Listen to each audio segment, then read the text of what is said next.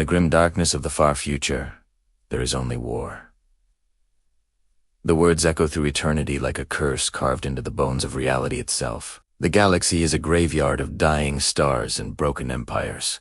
10,000 years of endless strife have scarred creation beyond recognition. Humanity, once the crown jewel of civilization, now crawls through the ashes of its own glory, praying to a corpse that no longer speaks. The emperor of mankind sits upon his golden throne, neither living nor dead, a god in Nami, a prisoner in truth. His Imperium stretches across 1,000,000 worlds, but every one of them burns. The light of reason has long since dimmed. Faith, fear, and fanaticism rule in its place. But what if, in this endless night, something impossible fell from the stars? Before we dive deeper into this tale of light against oblivion, remember, if stories of myth, power, and impossible hope ignite something in you, subscribe, like, and share your thoughts below. This story isn't just about Superman or the Imperium. It's about what happens when one man's hope collides with 10,000 years of despair. Now, imagine this. A rift tears open in the void, a wound in space-time itself. The warp shrieks as reality bends, colors invert, and gravity dies. From within that storm, a figure hurtles through the cosmic abyss, his body glowing like a falling sun. It is not a demon, nor a Primarch, nor any creature the Imperium has ever seen. It is Kal-El of Krypton. Superman. His arrival is no divine intervention. It is an accident of fate, a crack in the firmament, perhaps caused by the endless wars between gods and monsters. Perhaps something older still. He falls through fire, through shadow, through the roaring storm of the until at last he emerges above a planet, one of the Imperium's countless hive worlds. Beneath him lies Hive Sidonia Primissa, world suffocating under its own weight. Steel towers pierce the sky like rusted spears, their summits lost in toxic clouds. The air is thick with industrial smoke, the stench of oil and human sweat. Billions live stacked upon billions, packed into endless layers of slums and manufactoria. To live here is to serve, to breathe only to feed the Imperium's war machine. And yet, from orbit, Superman sees something else. Hears something else. Through the haze, his super hearing pierces every scream, every sob, every heartbeat. A child crying for water in the underhive. A worker beaten for failing to meet quota. A mother whispering prayers to a god who will never answer. He doesn't understand where he is, or how he came here. But he understands these people need help. And so, the Man of Steel descends. For the first time in millennia, a hive world sees something new. Something bright. A figure falling through the smog like a meteor, glowing red and gold against the ashen clouds. The impact shakes the ground, scattering dust and debris. Miners and workers stumble back, shielding their eyes. And when the light clears, he stands there. A man. No armor. No sigils of the Emperor. No weapons. Just a face that looks human. Kind. He speaks softly. It's going to be all right. The crowd doesn't understand the words, but they understand the tone. And for a single heartbeat in a galaxy that has forgotten such feelings, stay philo. Superman moves through Hive Sidonia like a phantom. He tears open collapsed tunnels, lifts fallen hablocks, and stops a runaway cargo train with his bare hands. To him, these are small acts, natural extensions of who he is. But to the people of this world, it is nothing short of divine. Soon, whispers spread through the under. An angel came from the sky, a saint who bleeds light. He doesn't ask for faith, only to help. But nothing in the Imperium goes unnoticed.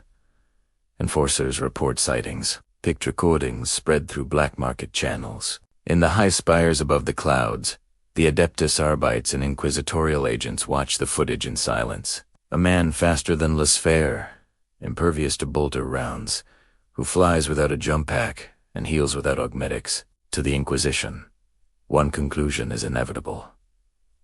Heresy. In the grim bureaucracy of the Imperium, miracles are forbidden unless sanctioned by the ecclesiarchy. A man who saves without praying to the Emperor. Blasphemy, the savior who does not kneel. Heresy incarnate, and yet, below, Superman continues. He intercepts chaos cultists. Before they can summon a demon, he prevents an entire Hablock from being purged for suspected heresy. He even diverts a collapsing plasma reactor by carrying its unstable core into the upper atmosphere, detonating it harmlessly in orbit. Each act of compassion is a miracle. Each miracle is a crime. As the days pass, the divide grows. To the poor, he is a savior. To the priests, a false god. To the Inquisition, a threat to the order that keeps humanity alive barely. And still, he does not stop. He does not understand this world of endless faith and fear. He does not know the name of the Emperor, or the truth of the warp. All he knows is that wherever there is pain, he must stand against it. But the warp knows him. It feels his light, and it hungers for it. Across the sea of souls, the chaos gods stir. Khorne rages at a warrior who fights without bloodlust. Nurgle gurgles in disgust at one who heals without spreading decay. Tzeentch sees a variable he cannot predict. Slaanesh hungers for the purity of his spirit, desperate to corrupt it. The arrival of Superman is not just a miracle, it is a cosmic anomaly, a being of near-emperor strength, untouched by the warp, untarnished by despair. To chaos, he is an insult to everything they are. To the Imperium, he is an impossibility to the galaxy. He is a question. Can one man's hope survive in a universe built on suffering? As Superman looks across the steel wasteland of Sidonia Primus, he sees millions to save, billions to inspire. But in the shadows, a dozen ships ignite their warp-driven inquisitorial strike craft, headed his way. For the first time since Krypton's fall, Superman is not sure if he can save them all. The night skies above Sidonia Primus glow crimson, scarred by orbital engines. The hive's spires tremble as thunder rolls not from storms, but from ships descending through the smog-choked atmosphere. Imperial craftslake, angular, marked with the sigils of the Inquisition. Their hulls bear the two-headed eagle of the Imperium and the steel skull emblem of authority. These are not mere soldiers. They are hunters of miracles. The Inquisition does not tolerate anomalies. Where the Emperor's light is uncertain, they bring fire. Beneath the clouds, Superman stands upon a ruined cathedral roof. His cape, torn from battle, flickers in the wind like a dying flame. He can hear everything whispers from the underhive. Children praying to a savior they cannot name, and high above, the whine of incoming dropships. Their pilots are calm, disciplined. These are not men arriving in awe, they come with orders, and somewhere among them, an Inquisitor watches. Her name is Inquisitor Thalassa Varin, Ordo Hereticus. Cold eyes, pale skin marked by the augmetics of 1,000 battles fought in silence. She has burned cities for lesser miracles, but as she studies the images projected inside her command ship, even she hesitates. The picked captures show a man lifting a reactor core with his bare hands, bolter rounds shattering against his skin, the light surrounding him a natural, pure, not warp-born. What manner of demon wears the guise of man? She asks quietly. A junior officer answers, None we know, Inquisitor. The mechanic has found no warp signature. Varen's gaze hardens. Then it is something worse. A god without permission. Below, the people of Sidonia look to the skies, thinking their angel has returned. They do not yet understand the Imperium's truth. Salvation is treason. The first strike comes swiftly. Gunfire erupts through the dawn haze. Valkyrie dropships unleash squads of stormtroopers. Their grav chutes hissing as they land among the crumbling manufactoria. Loudspeakers crackle. By decree of the Holy Inquisition, cease all activity and submit for examination. The entity known as the Angel of Sidonia is declared heretical. Superman doesn't retaliate. He stands calmly in the open, hands raised, voice steady. I don't want to fight. I'm here to help. The soldiers hesitate. There's no threat in his tonally sincerity. But their orders are absolute. Les firearcs through the air. Bolts of light hammer his chest, splintering walls behind him. Superman takes a single step forward. The shots intensify, until one of the troopers reloads in panic and sees the man still standing, unharmed, sorrow in his eyes. He moves faster than thought. In less than a heartbeat, the weapons are gone, disassembled, melted, harmless. The soldiers are lifted gently and set aside, dazed but alive. Then the sky splits again. A column of silver light descends, crackling with psychic energy. Out of it emerge Grey Knights, the Emperor's Daemon-hunters, the purest of his servants, each a living weapon encased in sanctified armor. Their presence alone drives lesser men to their knees. Each carries the sigil of Titan upon his shoulder and the blessing of the Emperor carved into his soul. Superman senses their power before he sees them. His hearing catches the faint hum of psychic words, the chant of their litanies. For the Emperor, for mankind, for purity. They land before him. 6 giants of iron and faith. The leader brother Captain Malchion, Lavels. His halberd. His voice is deep, metallic, resonant.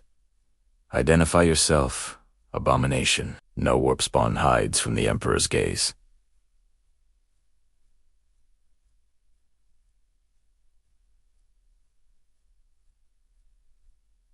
Superman lowers his head. I'm not your enemy. Malchion's armor glows faintly with psionic energy. Then, prove it. Kneel before the Emperor of mankind. Superman looks past them toward the shattered city, the smoke rising from the underhive, the people watching from the ruins. His voice is quiet but unyielding. Where I come from, kneeling is something we do to help the fallen stand. A pause. The wind howls through broken cathedrals. Then the Grey Knights attack. Bolters roar, psychic wards flare, and the air itself burns with faith. To them, this is not cruelty, it is duty. A being of power outside the Emperor's sanction must be contained or destroyed. Warp fire lances toward Superman, searing through walls. He moves with impossible speed, disarming them without killing, deflecting their blows, his eyes glowing faintly blue with controlled power. He doesn't strike back, he can't. These are not villains, but believers trapped in the machinery of a dying empire. In orbit, Inquisitor Varen watches the chaos unfold. Every tactical readout screams contradiction. Her troops are losing, yet the target is not killing. She leans forward. He spares them. She murmurs, no demon would show mercy. And then the warp shifts. The air thickens with static. The Grey Knights freeze mid-chant as reality tears open behind them. A rift blossoms like a bleeding wound. From its depths pour the horrors of the Imperium demons of Khorne, howling with hunger for violence. The cults of the Underhive, long dormant, begin their ritual screaming. The Inquisition's scanners go blind. Superman turns. His eyes narrow. For the first time, he sees the warp, feels its cold, predatory hunger pressing against his mind. It is chaos incarnate, the antithesis of everything he is, and it knows him. The demons surge forward, red-skinned, blade-armed, roaring praises to their god of blood. The Grey Knights regroup instantly, forming a protective circle, their psychic wards flaring white. For a moment they and Superman stand together not as enemies, but as soldiers facing hell itself. What follows is not a battle, it is a cataclysm. Superman moves faster than sound, tearing through the horde, vaporizing demons with heat vision, scattering the warp energies that sustain them. The Grey Knights chant, their halberds shining with holy fire. The city below becomes a storm of light and shadow divine faith, an alien hope fighting side by side against the raw hatred of the warp. And in that chaos, Inquisitor Varen sees something no one in 40,000 years has witnessed. A man who fights without rage, who saves without judgment, who shields his enemies as fiercely as his allies. When the last demon falls and the rift closes, the silence that follows is absolute. Ash drifts like snow through the ruined streets. The Grey Knights stand, weapons lowered. Brother Captain Malkian removes his helm. His face, scarred by centuries of war, trembles by the throne. What are you? Superman looks at him, weary, quiet. Someone who still believes we can be better. Far above, Inquisitor Varine closes her eyes. In all her years of purging heresy, she has never felt doubt. But now, for the first time, the certainty cracks. Perhaps this being is not a threat. Perhaps he is what mankind has forgotten it could be. Yet the Inquisition cannot forgive miracles. Within hours, orders are sent to the High Lords of Terra. A being of impossible strength has appeared uncorrupted, yet defiant. Debate erupts in the highest halls of the Imperium. Some call him a lost Primarch, others a weapon of chaos, still others a test from the Emperor himself. Across the galaxy, the rumor spreads. A new name whispered on dying worlds. A new symbol painted in secret by starving workers. The Angel of Sidonia. But in the warp, the Chaos Gods have seen him now. They whisper his name with fury and fascination. To them, he is a flaw in their perfect darkness, and they vow to extinguish it. For, in the grim darkness of the far future, hope is heresy. The night skies above Sidonia Primus glowed like open wounds, red, restless, trembling beneath the weight of engines that were never meant for mercy. From orbit, fleets of the Inquisition descended like iron angels of judgment, their prows cut through the smog and poison, their hulls marked with the twin-headed eagle of the Imperium, and beneath it, the steel skull of the Ordo Hereticus. These were not explorers, not soldiers. They were hunters of miracles. In the Imperium of man, miracles are not celebrated. They are questioned, dissected. And if found to exist outside the Emperor's will, they are burned. The streets below shook with the landing of Valkyrie gunships. Towering hablocks cracked under the shockwaves. The people of the hive, billions of them, looked upward toward the crimson glow, thinking their savior had returned. But the Inquisition brings no salvation on Lee judgment. Beneath that blood-red sky, Superman stood alone upon the shattered spire of a cathedral long abandoned. His cape was torn, heavy with soot, fluttering in the toxic wind. He could hear it all. Every scream, every whisper, every prayer. From the depths of the underhive came the cries of children who had painted symbols of hope on their walls. His symbol, they called him the Angel of Sidonia, but above them, in the cold chambers of a descending warship, another voice spoke his name with venom. Inquisitor Thalassa Varine, Ordo Hereticus, executioner of saints and silencer of prophets. Her eyes were pale, artificial, her heart long replaced by duty. She had burned cities for less. Yet now, as she watched the image before her, a man lifting a reactor core with his bare hands, light radiating from him not of the warp, but of something purer, she hesitated. What manner of demon wears the guise of man? She asked. None we know, Inquisitor, replied her officer. The Mechanicus found no warp trace. Varine's gaze hardened. Then it is something worse. A god without permission. The first strike came at dawn. The hive trembled as Valkyries roared through the haze, disgorging stormtroopers in polished armor. Their loudspeakers thundered through the ruins. By decree of the Holy Inquisition, cease all activity and submit for examination. The entity known as the Angel of Sidonia is declared heretical. Superman stood motionless amid the ruin. He raised his hands, his voice calm but carrying across the winds like a hymn. I don't want to fight. I'm here to help.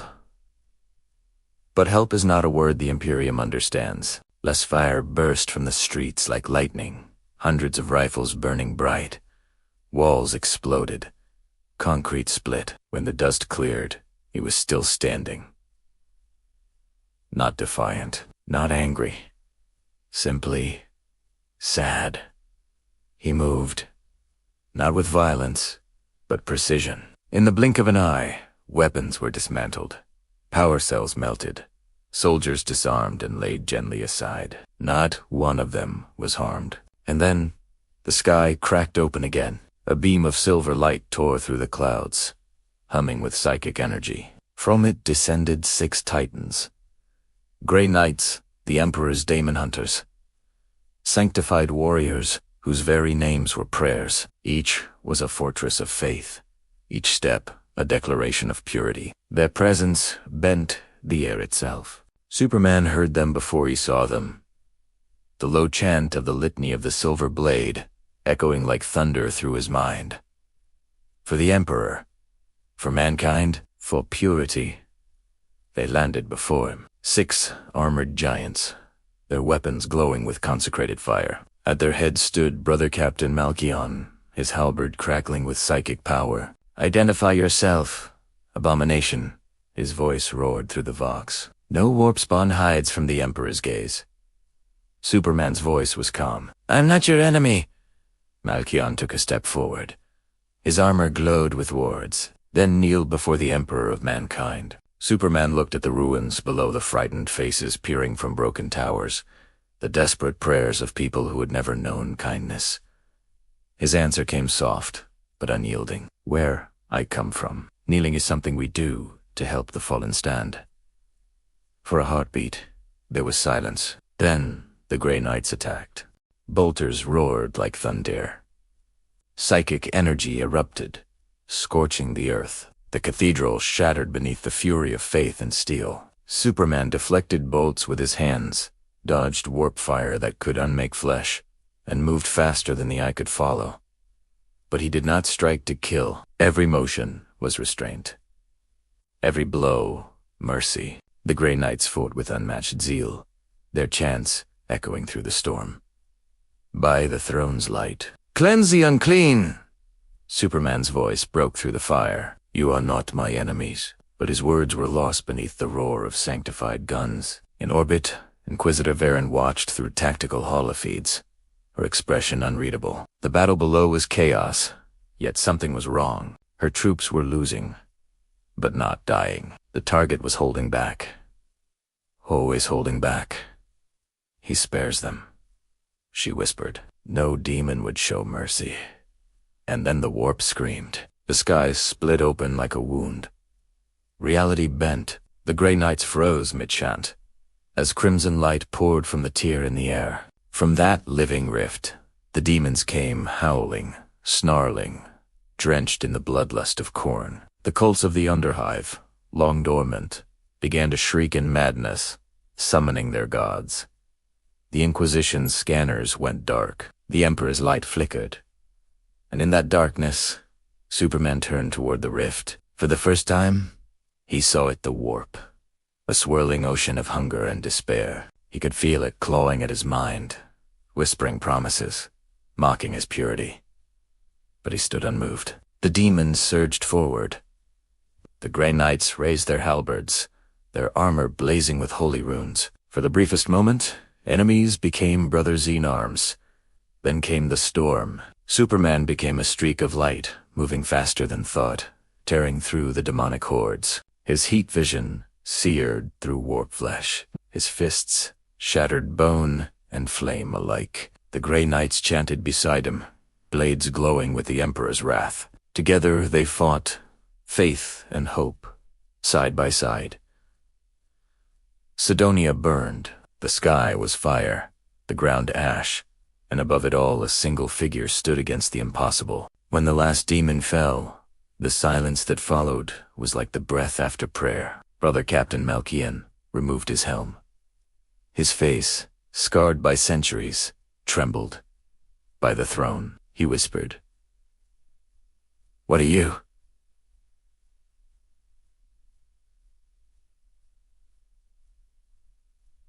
"What are you?"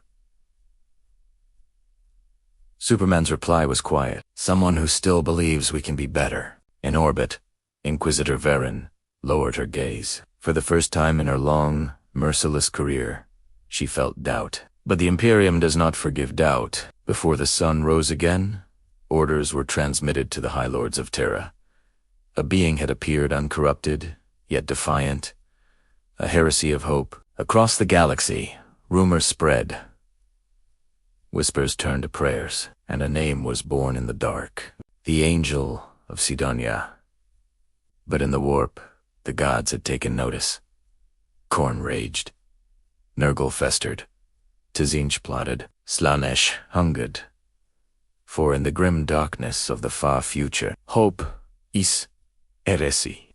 In the endless night of the 41st millennium, whispers travel faster than light. Across the stars, the story of the Angel of Sidonia spreads like wildfire. A tale of a man who cannot die, a being who saves without judgment, whose very presence glows with a light untouched by the warp. On hive worlds and dying moons, people whisper his name like a forbidden prayer, while priests curse it as heresy. And upon holy Terra, the heart of the Imperium, that whisper becomes a problem. In the shadowed halls of the Imperial Palace, the High Lords of Terra convene, 12 ancient rulers of mankind. Around their vast holotable flickers a recording from Sidonia Primus, a man hovering above a burning city, shielding soldiers and civilians alike from demonic fire, his eyes burning with blue flame. The inquisitorial representative speaks first, calling him a miracle.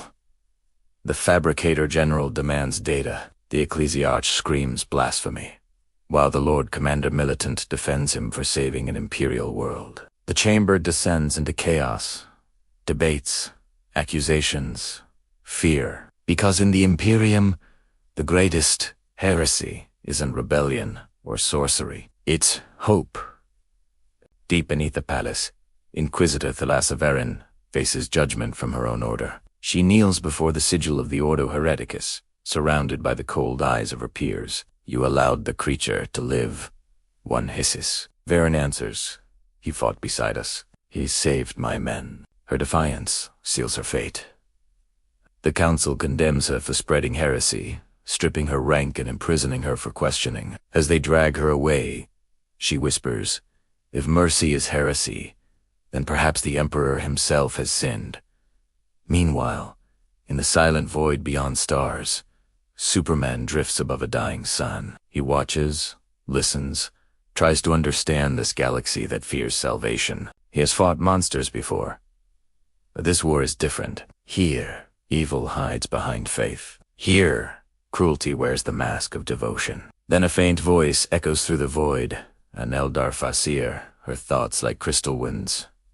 "Kryptonian, you burn too brightly for this age. The galaxy devours hope. You will draw their wrath, and ours." Superman's reply is quiet but unyielding. "Then let it come. I can't stand by and do nothing." She warns him, "You cannot fight the warp forever." He answers, "Maybe not, but I've never believed in impossible." In the strands of fate, she sees visions of him, a man of light standing alone against an ocean of madness. In the warp, the dark gods awaken. Khorne snarls a warrior who spills no blood. Mocks me, Nurgle laughs. He heals despair. How delightful. Tzinch smiles. He believes in hope. The sharpest blade of all. Slaanesh whispers, "His soul is pure. How exquisite it will taste." From that moment, the gods turn their eyes toward him. Warp storms rise wherever he flies. Cults form in his name, some to worship, others to destroy. For the first time in 10,000 years, something new has entered the great game of gods and mortals. On Terra, the High Lords make their decree. Superman is Heresy Class Primus, a threat equal to a renegade. He is to be hunted, captured, studied, but not all obey. In her prison cell, Vareen receives a single encrypted message. The Emperor knows. She looks toward the dim golden light of the Emperor's throne and whispers, "What if he was sent not to challenge the Emperor, but to remind us what he once stood for?" And so, across the galaxy, the legend spreads. The Angel of Sidonia becomes a forbidden symbol of compassion. In an age of cruelty, worlds whisper his name is both prayer and curse. The Imperium trembles at the one thing it cannot control: hope. Yet in the dark, beyond sight, something vast and ancient stirs, a shadow ready to eclipse even a Kryptonian's light. For if the warp cannot corrupt Superman, it will destroy everything he dares to love. The war for faith has begun. The war drums of the Imperium thundered across the void. Entire sectors whispered of a being who defied the laws of faith and flame. man who fought without hatred, whose power neither the warp nor the Emperor could claim. They called him many things.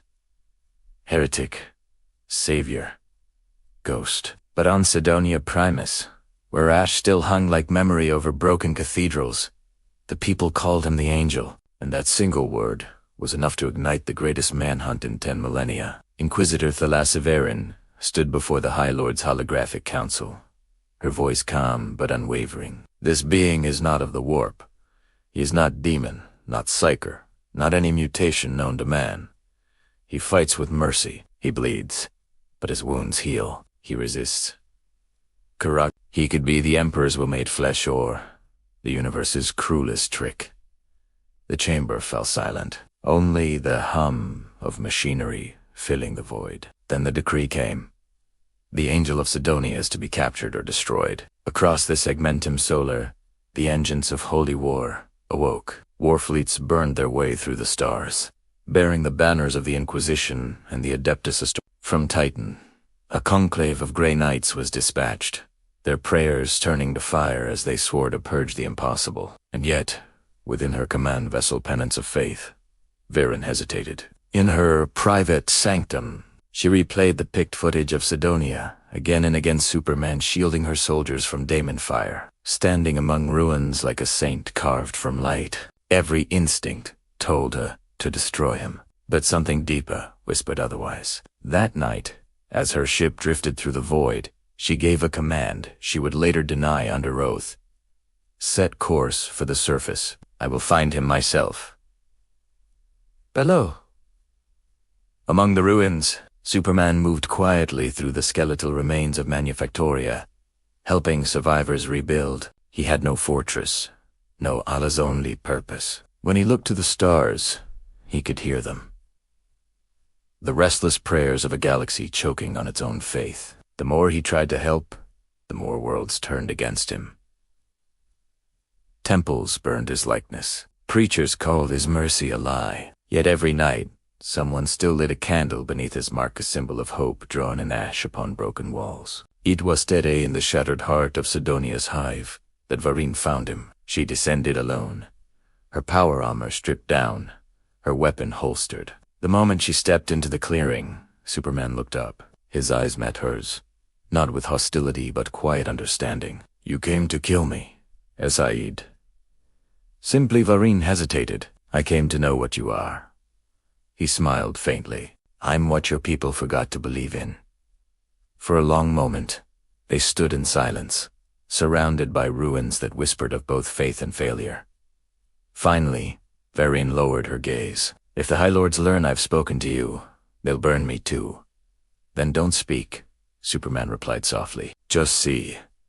Before she could answer, the horizon split apart. Warp lightning tore through the sky, and a vast shadow rose armored, horned, wreathed in bloodlight. The demonic Primarch Angron had come, drawn by the scent of defiance. His laughter rolled like thunder. The false god of light dares breathe. In my master's realm, he roared. Varen's Vox crackled with alarms, command signals screaming across channels. But it was too late. The sky fell as the warp poured into reality once more. Superman turned to her, his cape whipping in the wind, eyes burning with calm resolve. Get your people out. She stared, torn between faith and awe. You can't fight him alone. He looked toward the incoming storm. Maybe not, but someone has to try. As Angron descended, the ground split beneath his rage. Varen fled, broadcasting a single phrase to every ship in orbit. Do not fire. Let him fight. From orbit, the Inquisition watched what no mortal had ever seen. A god of rage clashing against a man of hope, their battle shaking the bones of a dying world. Warp fire met sunlight. Chaos met compassion. For the first time in 40,000 years, the galaxy saw a being who did not fight for domination or doctrine, but simply because it was right. When the dust finally settled, the world was silent. The warp rift closed. Angron was gone, and in the crater where the battle had been, only a torn red cape fluttered among the ashes. Inquisitor Varen fell to her knees. "He's gone," she whispered. But even as the tears hit the dust, her ship's scanners detected something faint energy readings, unlike any known source, radiating from deep within the planet's crust. She smiled through the grief. "No," she whispered. "He's not gone. He's waiting. Across the stars." The Imperium tried to bury the truth. Records were sealed, witnesses silenced, planets purged. But the people remembered, and in the dark corners of hive cities and underworld shrines, a new prayer began to spread, a forbidden one: where there is no emperor, let there be light. The legend spread faster than any crusade. Across the decaying stars of the Imperium, whispers of the Angel of Sidonia moved like fire through dry parchment. Pilgrims painted his mark on their doors in secret. Soldiers carved it into their armor before battle. And on worlds forgotten by the High Lords, people began to pray not to the Emperor, but to the man who bled for strangers and spared his enemies. The Ecclesiarchy called it blasphemy. The Inquisition called it contagion, but the people called it hope. Inquisitor Thalassaverin had vanished. Rumors said she'd gone rogue, others that she'd been executed for heresy. In truth, she hid within the labyrinthine catacombs of a dead moon, carrying the last fragments of forbidden data, the recordings of Sidonia's fall, the proof that Superman had faced a Primarch of chaos and survived. Night after night she replayed the final moments, the blinding lights, the voice that still echoed in her mind: "We can be better." That phrase became her creed, and without realizing it, her faith began to shift from the Emperor's divinity to humanity's potential. Meanwhile, on Terra, the High Lords argued in shadows. Some demanded that the Angel's name be purged from every archive. Others feared what would happen if he returned. The Adeptus Mechanicus wanted to capture his energy signature, believing him to be a living relic of ancient technology. But the most dangerous voices were the ones who began to believe. "What if," whispered the Lord of the Astronomicon, "he is the Emperor reborn, testing our faith?" That single question fractured the council. Deep in the warp, the Chaos Gods watched with rage and fascination. To them, hope was poison, a wound in their perfect madness.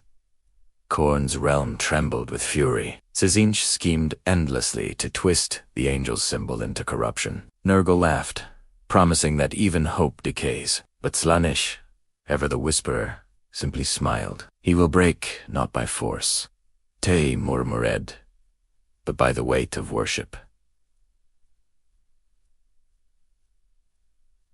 And so they acted, not with armies, but with whispers. Across thousands of worlds, imposters appeared, miracle workers and zealots, claiming to channel the Angel's power. Cults of light rose, preaching that mercy could replace order, that faith without control was freedom. The Imperium splintered between those who believed in the Emperor silent divinity and those who turned to the Angel living example. Civil war loomed once again. Then, one night, the stars themselves changed. On the edge of Segmentum Obscurus, the void trembled and a voice filled the minds of millions. Calm, steady, unmistakable. "Stop fighting in my name." Every transmitter, every psychic channel, every dream carried it. On worlds ravaged by war, soldiers dropped their weapons. Priests wept in their temples, and Inquisitor Verin, listening from her exile, closed her eyes in disbelief. "He's alive," she whispered. "He never left." In orbit above a dying sun, Superman emerged once more. His armor was gone, his cape frayed, but his presence radiated peace like dawned through a storm. Around him, fleets of the Imperium and the heretic alike froze in silence. "You built an empire to protect humanity," he said, his voice echoing through every mind. "But you forgot what humanity was." His eyes turned toward Terra, toward the golden throne that bound a dead god to a dying galaxy. "You don't need gods," he said. "You need each other." The Astronomicon flickered. The warp screamed. For a single heartbeat, the entire galaxy stood in perfect stillness, and then light. Not the burning light of faith or fire, but the gentle light of morning. The warp receded. The demons fell silent. For the first time in 40,000 years, the Immaterium blinked. When the light faded, Superman was gone. No corpse, no trace. only a mark burned into the void in S, shining faintly beside the Astronomican's beam. The Imperium called it a heresy and sealed every record, but the people remembered. Across countless worlds, children grew up hearing stories of the angel who fought monsters and forgave men. Centuries later, as another crusade began, and the galaxy drowned once more in darkness, a child in the Underhive of Necromunda looked up at the stars and whispered a prayer her grandmother had taught her. Where there is no emperor, let there be light. And somewhere beyond the veil of reality, a figure smiled in silence, watching, waiting, guarding, because, in the grim darkness of the far future, hope had learned how to survive.